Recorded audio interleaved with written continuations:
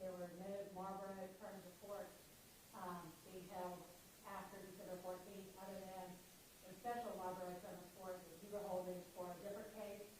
And so, at one time, I was thinking that was in Marlboro County. We were actually having it here, and because there is no more Marlboro County court, your Honor will be the chief admin judge for Marlboro County Fourth Circuit, for the Fourth Circuit, beginning in January. We've got to go ahead and get this done today. If you get it done before the end of the year, otherwise we'd be going into the year before we could have an amendment.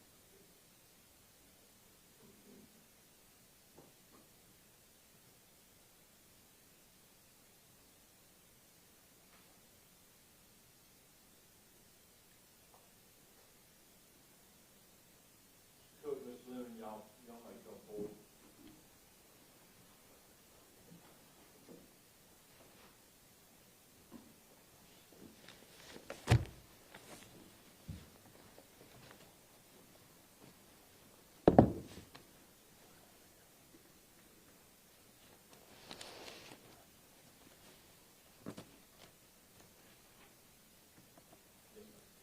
Thank you, Your Honor. Before you is Charles Leonard with Attorney Morgan Martin, the private bar. I assume we are waiting for formal arraignment and just presenting the indictment and asking for a bond hearing. Is that?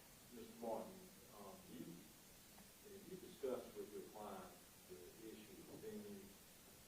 Yes. And does he waive holding this hearing in Marlboro County? Yes. Mr. Camarella? Yes, Your Honor. Discuss these matters with your client, Mr. Cook. Yes, Your Honor. And does he waive jurisdiction? He does, Your Honor. I'll recognize you and watch give us a factual background. Thank you, Your Honor.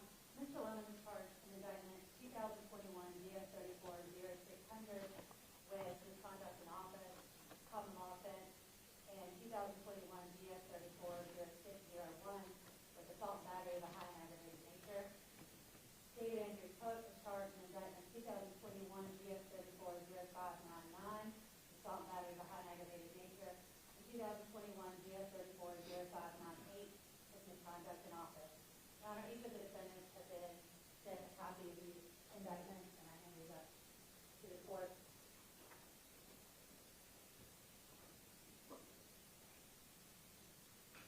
Your Honor, the incident occurred, the incident we're here about today occurred on about May 3rd of 2020.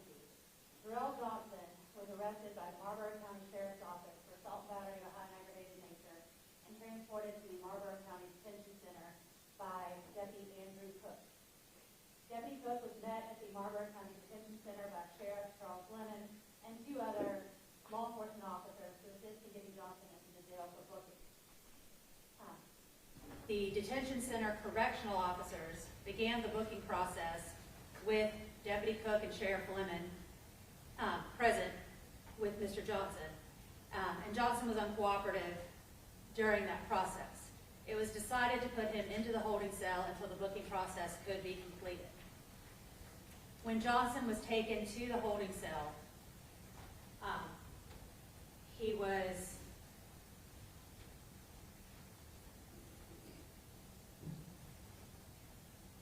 we received a copy of the video, of this video, Your Honor, that depicted what occurred when he was taken back to the holding cell.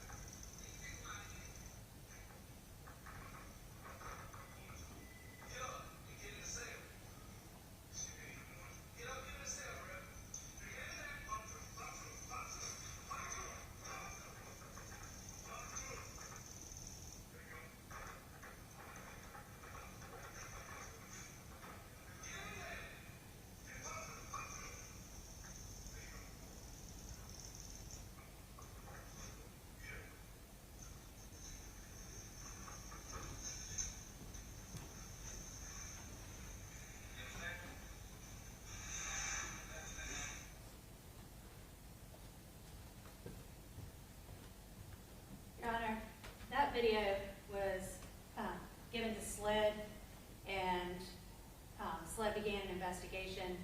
They informed, it was conflicted to my office, and the video was shown to me. Based on that video, based on that video, Your Honor, we presented these charges to the Marlboro County Grand Jury. This is an ongoing investigation. There's still issues, people to be talked to, issues to be worked out, and who knows what else is out there. But it was the opinion of the state in discussing with SLED that based on this video, we needed to do something immediately, which is presenting this case to the grand jury. Your Honor, Mr. Cook has been cooperative in the investigation, has met with law enforcement. Mr. Lemon has indicated that he intends to cooperate and meet with law enforcement. He has not had the opportunity to do so at this time. Your Honor, Bakari Sellers is present in the courtroom. He represents the family of Jarrell Johnson and Jarrell Johnson. He would like to address the court at the appropriate time. And as far as a bond, Your Honor, we would ask that whatever bond that you deem appropriate, that you order that both Mr. Lemon and Mr. Davis have no contact directly or indirectly with the Marlboro County Sheriff's Office unless it is through their attorneys for the pendency of this case. Mr. Sellers, you recognize. Thank you, You're going to come forward, if you would. Yes, sir. Thank you, Your Honor. My name is Bakari Sellers from the private bar and the Strong Law Firm. This is a unique position for me to be in this courtroom. I represent the family victim in this matter, Your Honor, and there are a couple of things that the family wanted me to echo today. The first is we're extremely grateful for the South Carolina Attorney General's office, and even more so grateful for the work of the South Carolina Law Enforcement Division. The family was unaware of anything that had happened to their son. In fact, they considered, prior to watching this video, themselves to be friends with the sheriff of Marlboro County. This is arguably one of the most disgusting acts we've seen on video, Your Honor, perpetrated by law enforcement of an individual who's still alive. We understand that he's entitled to a bond, but we would ask this court and the Attorney General and everyone who is watching and everyone who will be adjudicating or judging this matter to give the same grace to these two individuals that they gave to my client, Your Honor. He was mentally ill. He is mentally ill. During the tasing, he ended up defecating on himself. He was thrown in the cell. I think the video speaks for itself, Your Honor. And so while he still has issues that he has to deal with, undoubtedly, we would ask Your Honor and everyone else to show the same grace and mercy to these individuals that they showed to my client. Under South Carolina law, you can't be sheriff and jury and executioner at the same time. And Mr. Lemon thought he was. Thank you, Your Honor. Thank you, Mr. Sellers.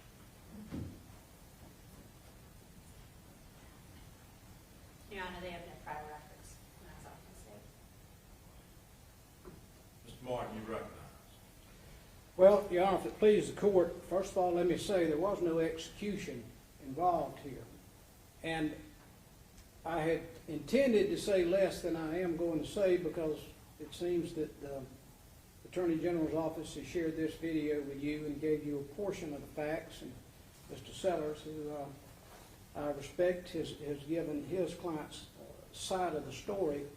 But let me say a little bit, first of all, about Charles Lemons and about what happened here. First of all, Charles is 57 years old. He's born and raised in Marlboro County. He's been in law enforcement for approximately 26 years, I believe it is. 36 in the United States military, including mostly the National Guard, for 22 years. He has no criminal history, as you might imagine. He's been elected sheriff and is in his second term there in Marlboro County. He lives in Marlboro County currently with his sister. He is not married. He doesn't have any children, but he's been a lifelong resident of Marlboro County other than when he was in the military or in Iraq for his service to the country. Charles has led a commendable and a good, solid life contributing. On this day here, Judge, let me say to give you some more of the facts which they have begun to introduce to you. First of all, Mr. Jarrell Johnson was arrested that day at the home of his father. The incident report that was provided to me by the Attorney General's office and the information I have makes it clear that he was arrested for the brutal baseball beating with a bat of his father, as his father was getting ready to go to church. Beat down. When the neighbor came, that neighbor was threatened, fled back to his house. Mother called 911. This deputy over here went to the scene. There was issues there, but they arrested Mr. Johnson, brought him to the jail. He continued to be disorderly according to the incident report, so the deputy asked for some assistance when he got to the jail. Sheriff Lemon was on his way to church. He went by the jail. I think there were others there. But again, it certainly seems to be a situation in which Mr. Johnson, and I don't know exactly why he was doing the things he was doing, but he was out of control, disorderly, combative, not following instructions. And of course, you've seen the video, and it's one of those things that you would need to watch multiple times to get every facet of what was there. But it's clear that we believe that the Sheriff Lemon and the other deputy involved were doing the best they could to get him into the cell without any violence, without anybody getting hurt.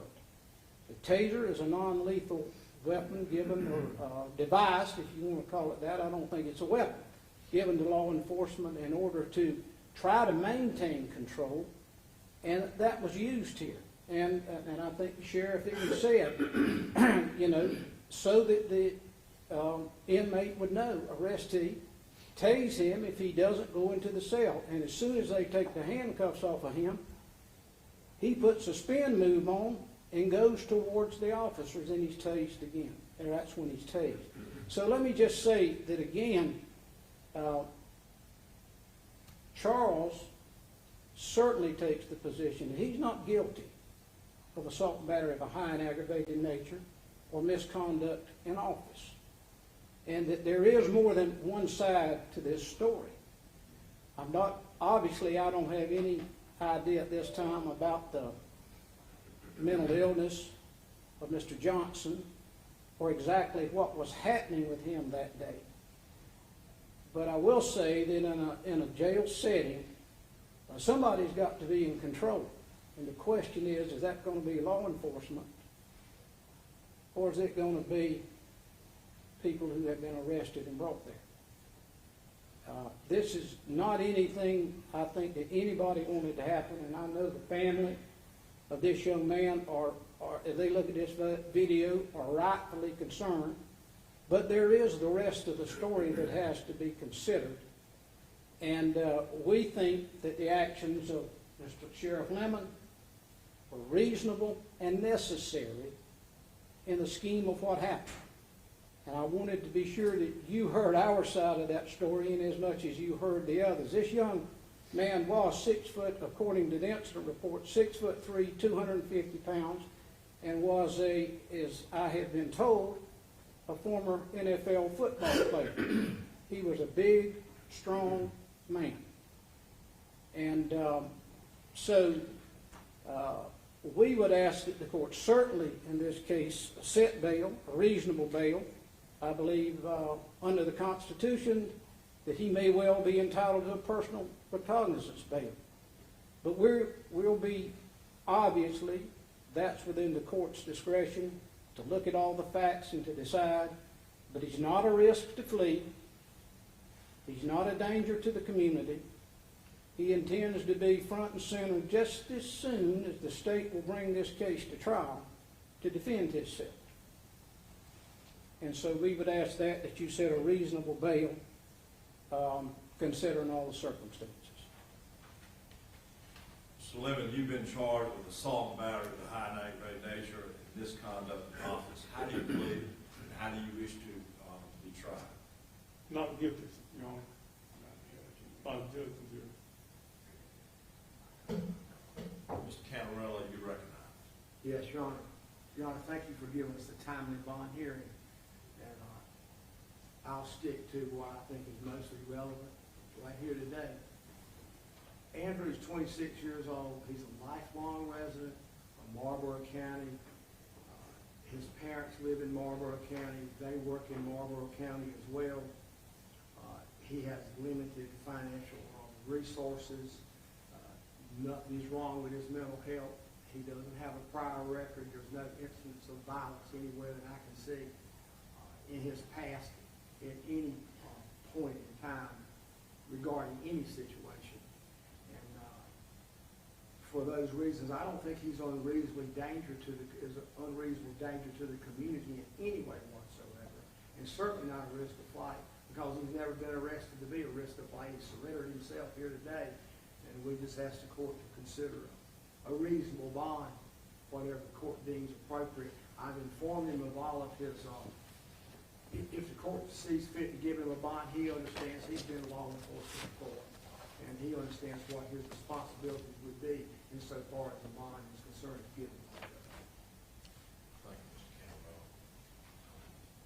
Mr. Cook, you've been indicted for misconduct in office, assault, battery of a high and aggravated nature. How do you plead? Not guilty. How do you wish to be tried? My God, my country.